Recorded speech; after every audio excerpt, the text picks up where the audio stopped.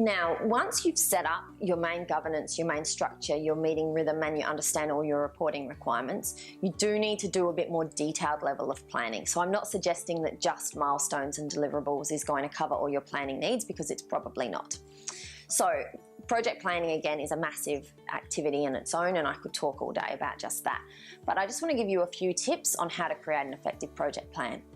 So the first tip is to build groups of activities based on the type of activity that it is, not necessarily on chronological order.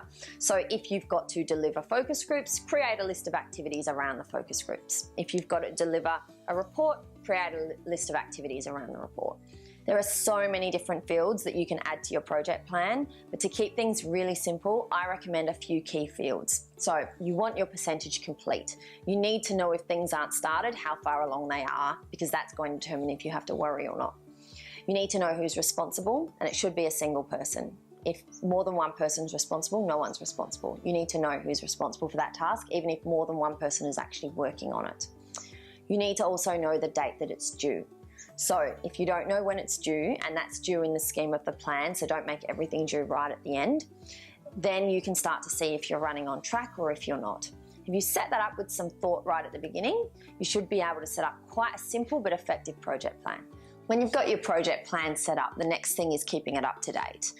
I cannot tell you the amount of times where I've come into a project where they've been struggling and I've asked to see the project plan, and they've had this, fairly well thought through project plan, but it was accurate at the beginning of the project and it's now 6 months later. So how do you know how you're tracking if you're not tracking? What you want to be doing though, instead of spending half your time updating a plan, because you don't want to then get stuck in the busyness of the plan and forget about the broader project activities. So what I always recommend is you've set up your project team meetings now. So you've got this beautiful rhythm of meetings. You've got the discipline in place with you and the project team to attend them regularly and make them really, really valuable. So I always bring up the project plan in the meeting. It has a few sort of factors that make it a really good way of managing your plan. The first is that individual team members see how the activities they're working on fit in the overall scheme of the project. And that's really helpful because they start to see the impact of their work.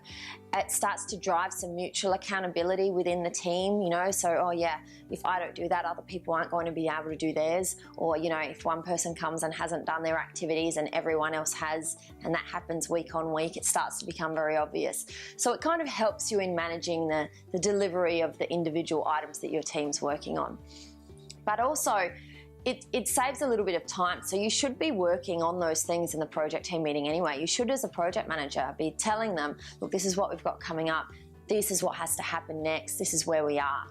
If you've got the project plan open, it's killing two birds with one stone. So you're covering all of that there, plus you're doing your updates as you go along. Now, depending on the sort of how you've set up your project team, you might enable them to have access to the plan, especially if you're using something like Teamwork or Smartsheet, which is an online system.